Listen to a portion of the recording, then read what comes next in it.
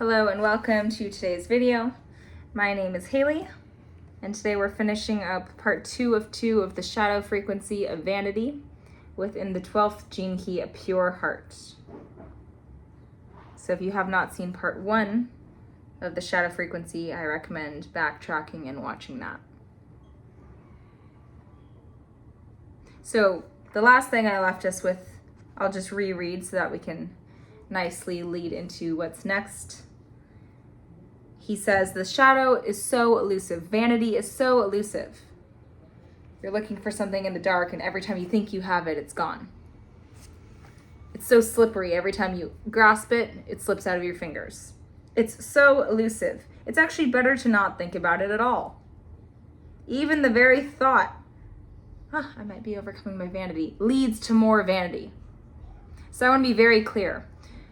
This video, yesterday's video, all the videos in this series, we're not trying to figure anything out. We're simply opening up a discussion out of curiosity and the joy for the human adventure. None of this is meant to be figured out because none of it can be figured out. I actually think that really this entire book is elusive. The entire nature of reality is elusive. So I just want to re-emphasize that this video series is about utilizing the gift of our brain, the gift of our language, the gift of our ability to express vocally and through text, and share our own opinions, viewpoints, and revelations. Once again, understanding that probably no one's ever going to be able to figure it out because it's not meant to be figured out. So yes, just a reminder, this video series is for fun. I'm talking about this for fun. Richard Rudd probably wrote this for fun and to express himself. So on that note, let's keep diving in to Richard Rudd's revelations so that we can build on top of that.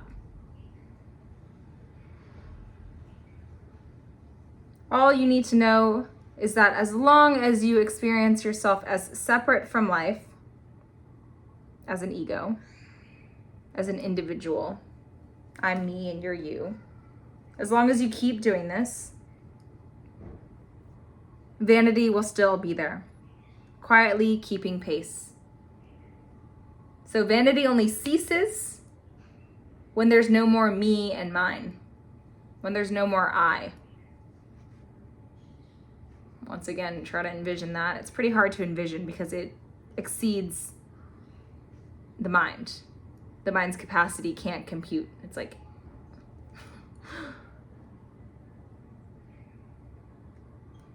vanity does, however, have an arch enemy, which is love. Oh, that's sweet. I kind of, when he says this, I envision vanity all kind of like mean and his head's down, he's ready to punch, and then love is this like open-hearted, beautiful like thing that just wants to hug vanity into life. This is the visual I got as I'm reading this. Vanity's arch enemy is love. And love wants to love vanity into life. It wants to close that gap of separation between me and mine and other people and bring it into unity, into oneness, so that there's no room for separation. There's no room for a separate self.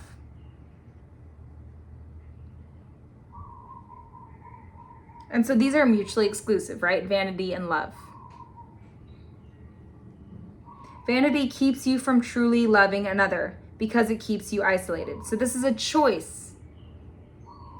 You have to choose between vanity, separation, fear-based consciousness, and unity, loving, wholeness-based consciousness.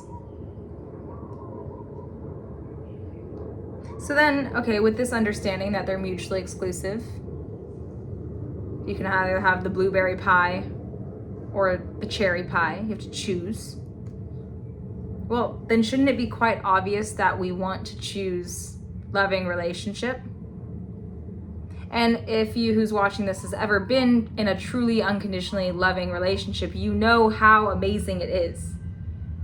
How amazing it feels not only to receive that love from another person, but also to give it. And so it should be the most natural choice to choose love. Yet here we are all choosing vanity. And this is because fear has a very potent resonance at this time.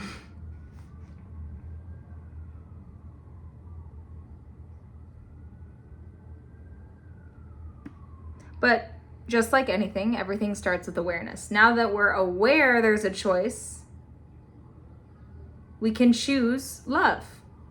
We can choose wholeness. We can choose relationship, unity, connectedness. We can start to observe the places in which, in our own lives, we feel separate or on a hierarchy, going back to Gene Key 7, right? Where I feel more than someone or less than someone. It's a form of separation. You can start to identify the points in which the ego is so obviously peeking its head and choose to close that gap of vanity and come into unity with the cherry pie, the wholeness, the love. So the first contemplation of this video, where in my life am I very, very obviously separating myself from the whole? A perfect way to identify this is to ask yourself, going back to Gene Key 7 actually, where do I think I'm better than someone else? Maybe it's when I go play soccer with my friends. I'm like, oh, I don't want to be on their team because I'm way better. Or maybe it's when you go out to dinner with your friends and you think you look nicer than some of your friends. Or maybe it's the opposite, right? Maybe you feel less than. Where do I feel less than someone? Once again, indicating separation. Maybe it's when you show up to work and you're all taking turns presenting what you've worked on throughout the week, and right after Jimmy goes, you start to feel insecure, like, oh gosh, it's my turn, I'm never gonna live up to that. Or maybe insecurity pokes its head when you're getting dressed in the morning. You're comparing yourself and feeling separate from people you don't even know personally. So in identifying even just one area in life where you feel a sense of separation, where you feel more than someone or less than someone, you don't feel the equanimity, the love, the relationship, the unity.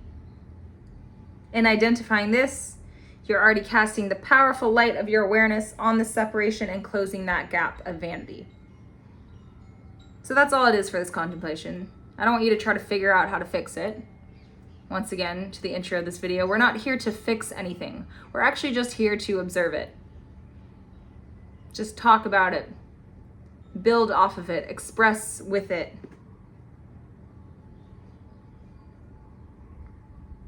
It's actually this fixing mentality that comes in that, ironically enough, once again, is vanity, is separation, is the ego. So, yes, let's just practice casting our profound light of awareness on a place in which we feel separation. We're upgrading to cherry pie, which in this analogy is love and unity.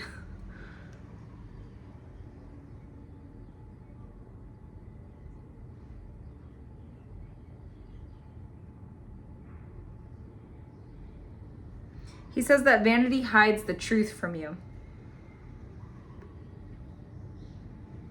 And this makes sense, if we logically reason this out.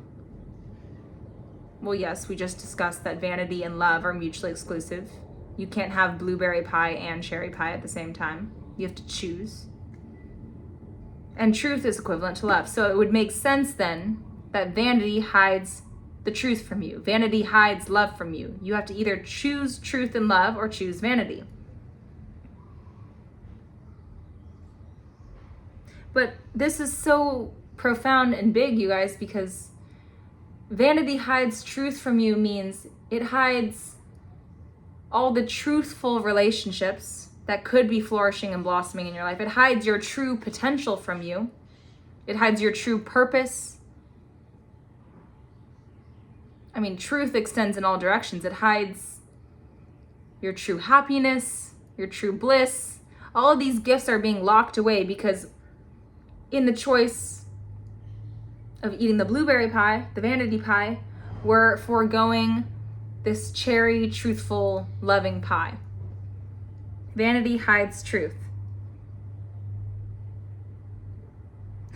Okay, and then he totally calls me out right here. He says, by the way, for the kind of people who are drawn to reading this material. I guess he's calling all of us out, right? Specifically me, I feel. For the people that are drawn to reading this material, vanity is one of your greatest challenges. Damn it, Richard Rudd. You're right. As you refine your frequency, he gives us some hope. As you refine your frequency, right, move out of shadow and into gift, you naturally fall into the illusion that you are somehow different from others and becoming purer than the rest of the world. So this is a paradox, right? Ironically enough, as I move out of a shadow frequency and into more of a gift frequency, I actually start to think I'm better than an older version of me and the people I used to resonate with on that field. When in reality, everything is equanimous. I think that's how you say that. Right? There's never any separation. Even shadow state frequency version of Haley is equivalent to the Haley that is here now, maybe a little bit more embodied, hopefully, in the gift. And this Haley is equanimous to the Haley that will exist a little bit from now, who's also hopefully more embodied than I am now in the gift frequency. And so he reminds us of this. It's very easy to fall into this illusion of, oh, well, now that I've done some work, I'm much better than the old version of me and those people. And this is not true. This, once again, is the sneaky elusiveness of vanity, trying to put things on a linear gradient, when in reality, everything is always equal, which again, try to wrap your head around that as you may. You're going to twist yourself in a circle. This is not something that's meant to be understood up here, but rather felt in here.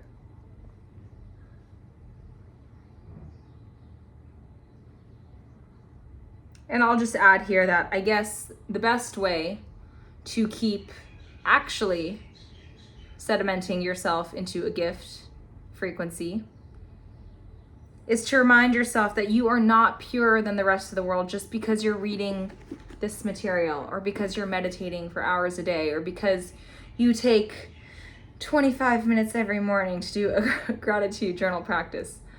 And yes, I've had this rude awakening, because when I definitely started my spiritual path, which even that term in and of itself is kind of ridiculous to me. We're all always on a spiritual path. Nonetheless, when I started to willingly partake in spiritual practice, I remember thinking, oh, I'm so much better than how I used to be. Or I'm so much better than like my old friends or my old agent or whatever, right? I started to like sit on this high horse, which once again is the ego, is vanity. So I think simply once again, just reminding the self, by all means, engage in reading things, engage in expressing the self, engage in meditation, but just remember, you are no more or less pure or better than anyone else at any given point in time.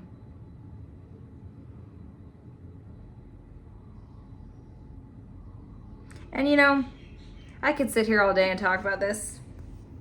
Once again, it's elusive. The more I try to grasp this concept, it fleets away. Or I could meditate on the concept of equanimity, evenness, purity, the cherry pie. So if after I've just talked now you're like, huh? What? I recommend sitting with a word of your choice that symbolizes the cherry pie, the arch nemesis of vanity, and seeing what your heart tells you in meditation when you sit with that.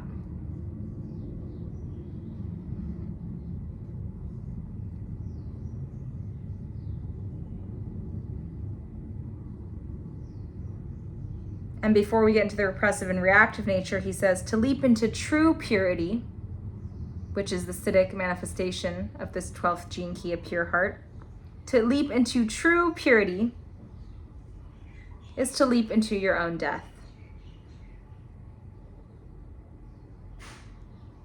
No, he's not talking about suicide. He's talking about death of the ego. Another fancy word for that is dark night of the soul. Allowing your own pride to stumble down. Putting yourself in all situations as you are authentically, knowing you very well may be embarrassed or judged by others, and seeing the wisdom behind that. Every time I feel embarrassed or people judge me and I still choose to stand in my truth, love, cherry pie, arch nemesis of vanity, I actually partake in my own death. I leap into my own death. I allow that excess pride, that vanity to shed. And I close that gap of vanity and come a little bit closer to the cherry pie. So this is interesting. I'll just provide you guys an example here. Because this is what it makes me think of. And I just want to emphasize also, vanity, pride, the ego, this separation is on a sliding scale. It's not like you can have a lot of vanity and you can still be vain, but have a little bit less of it. And I know I said we're not working on linearity. Bear with me. I'm trying to explain something that can't be explained. Basically, I'll just say this. A past version of myself, I remember walking into my modeling agency, and this was around the time that I was really like, yeah, I'm gonna get healthy, I'm gonna start eating again and work out like a normal person and just love my body as it is. I'm not gonna try to fit and squeeze into this size that I'm not. And I'm also going to show up authentic in my modeling agency. They're gonna take new photos of this version of me that's natural. And I was terrified. Oh my gosh, I was shaking. And sure enough, I walk in and my agents are like, it's so nice to see you. How are you? And in their head, I can tell what they're thinking. What the fuck? She just gained 20 pounds, whatever. And I just remember feeling so horrible, you guys, so embarrassed, so sad, so distraught. And what was actually happening, I now see from a broader viewpoint, is part of my ego was dying. And that pain that I felt, that embarrassment, that judgment, that oh gosh, shame, I just want to hide my body, myself, was actually part of this gap of vanity closing. This was part of me coming closer to the cherry pie, leaping more into true purity. And so I tell you this story because in that moment, it was not fun. It did not feel good. It actually felt wildly uncomfortable. I think I hardly made it out of the modeling agency before I just started bawling, right? I could just feel the judgment leaking off of my agents. I could just feel the insecurity pouring out of me, and it felt horrible. But now I see it for what it was, which it was part of my ego dying straight up. It was me leaping into my own death. So next time you feel wildly uncomfortable or insecure, or you feel that judgment of others, embarrassment, the simple gnosis that, oh yeah, this is actually part of my ego dying. Doesn't necessarily make the pain go away, but it does give the pain meaning. It helps you accept the pain and see the necessity of it. So just something to hold in here the next time you feel wildly embarrassed. You can celebrate. It's part of your vanity shedding away. And then he gets into the repressive and the reactive nature here. So the repressive nature, which again is a lack of energy, is the elitist. There's two different types of vanity: coarse vanity and refined vanity. So you can think of some coarse sea salt, real big chunks of salt rocks, and refined vanity, that really processed salt, the perfect balls, it's very thin. Two types of vanity. This repressive nature is the refined version, the table salt. And it emerges as elitism.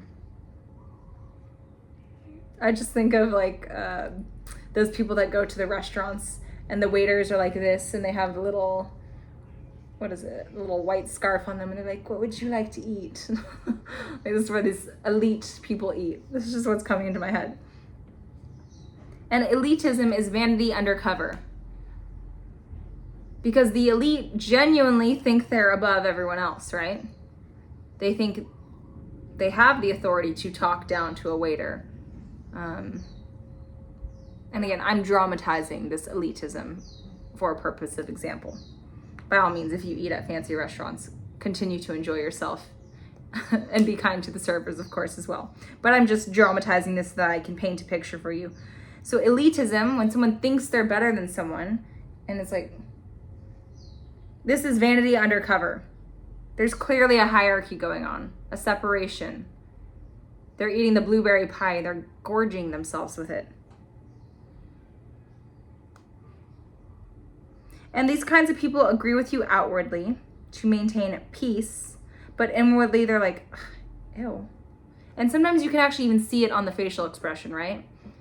Again, the example of going to a very nice restaurant and the person who is feeling elite orders and says like, yeah, obviously I want that. Thank you. Or, you know, it's like giving a little sass. There's like an undertone to this sense of elitism.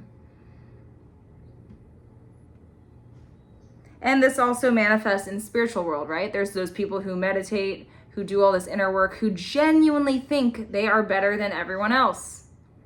And maybe they don't say it, but they walk into the room, they walk into the bar, they see all these people chugging alcohol, and they're like, I don't drink. Look at all these people putting low vibrational substance into their body. Cock their head and they walk out. And maybe, again, this isn't even verbal, but it's in the thought realm. The thoughts are ones of separateness, are ones of hierarchy.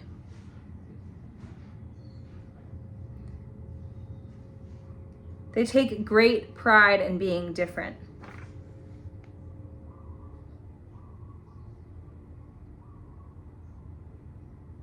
And this very elitism is actually preventing the person from leaping into purity, real purity.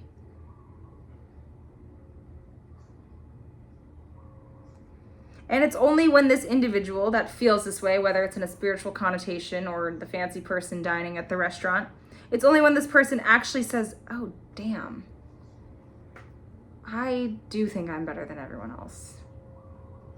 I do think I'm more spiritually evolved than all these people I'm talking to at the bar.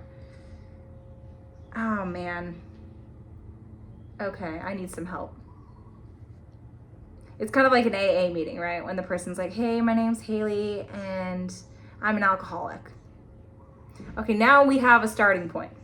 But until this admittance comes, this person is once again locked in that elusive vanity. And, you know, as I'm reading this, I'm like, damn, I have definitely dealt with this. Especially, oh my gosh, especially when I started meditating and like healing myself. I was like, I'm so better than all the rest of these models who are like doing all this this like dark industry stuff, and like I genuinely thought like, oh, I must be on a better path than my old self or my old life. And now I'm coming to realize that, oh man, this actually makes me vain, which puts me in the same position I was back then when I was partaking in maybe some of this darker energy activity.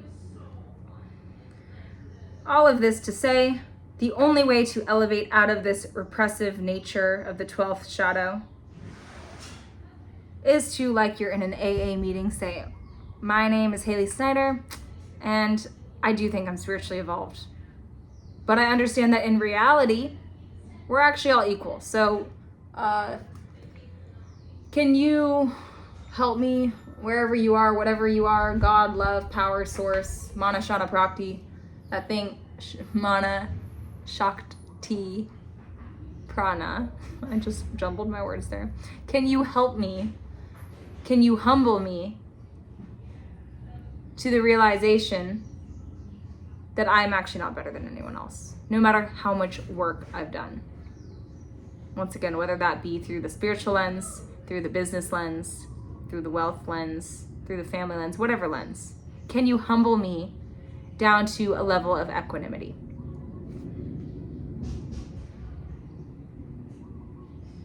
And this is interesting because the only way out of this shadow is true surrender and asking for divine intervention. And then the reactive nature is malicious. Malice stems from anger, and anger stems from fear.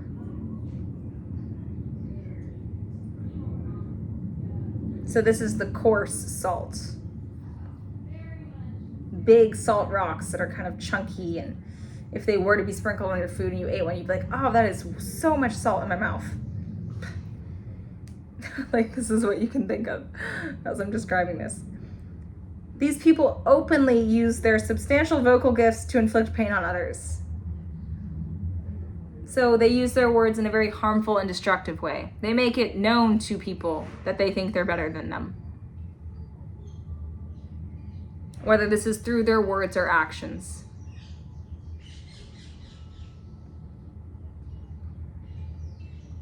This is interesting because this is kind of a perversion of the secret talent within the 12th gene key, which is language and communication. But this is the inverted shadow frequency, right? So it's using what could be used in a higher light to actually harm and cause strife to others. These people know how to push all the right buttons and irk you. These people can hurt like no one else can. I'm sure we all have someone that comes to mind. Someone that you know they think they're better than you, and sometimes they even tell you straight up. They say something not very nice. They project onto you, you're so this, you're so that. They know how to like actually hurt your feelings and also make you fucking pissed. Sorry, excuse my language, but I'm envisioning someone clearly, right? And Richard Rudd reminds us to have mercy with these people. It actually might not be premeditated, no matter how gnarly this person may seem. Shadows are unconscious states of being, right? So this is something to hold in light. And again, this is not to give this person a free pass. It's not okay if they're speaking to you in ill manner. But also keeping in your awareness that this might be their own trauma reacting. This might not be so premeditated as you think. And this brutality that is demonstrated through their actions and words is like a boomerang, and it comes right back to them, which is why they keep attracting people to offload onto.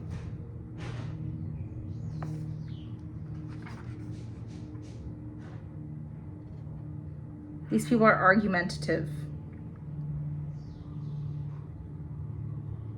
I find these states very interesting, the repressive and reactive natures within this 12th gene key. Because for the first time, I am reading these, and I'm actually finding I personally only identify, ironically enough, identify. We've been talking a lot about identification, vanity, and the ego. But I actually only find I've struggled with the repressive nature, whereas in past gene keys I found I either flip-flop between repressive and reactive natures, or maybe both simultaneously. So I'd be very curious to hear, after hearing this section, do you personally struggle or have struggled in the past with the repressive nature of elitism, the fine, refined table salt, or are you more identified with the coarse vanity, those big chunky salt rocks of maliciousness? Interesting to see where you land. Once again, simply so that you can cast the light of awareness on whatever that may be, in order to naturally and effortlessly move into the gift frequency, which is discrimination. I know that doesn't sound like a gift. We will go over that in the next video. Until then. Hey guys, thanks again for tuning in with me for this Gene Keys episode. I also just wanted to come on here and start promoting my one-to-one coaching that I offer to women and girls ages 16 to 35. If you followed me on Instagram for a while, you might be a little bit familiar with my story. I was a model in New York City for 5 years, and in that time frame, I did quite some damage. I developed a really severe eating disorder, body dysmorphia, chronic anxiety. Oh my gosh, I couldn't even go out to dinner without thinking about how much calories, how much I'd have to overwork out in order to compensate for what I was eating. All of those issues led to quite a depression and turned into PCOS, and I also lost my menstrual cycle for over 5 years. All of this amalgamation of issues led me to soon realize that something needed to change. I went through much work. Many people helped me to get to where I am now. And I'm so thrilled to say I'm living such a more abundant life, and I don't feel zapped and drained and fear of judgment anymore like I used to. I would love to offer what I've learned through my own embodied experience, the meditative techniques that have gravitated toward me, and the own verified games that I've made up and curated to help you walk home to more of you and who you really are, so that all of these things can stop draining your energy.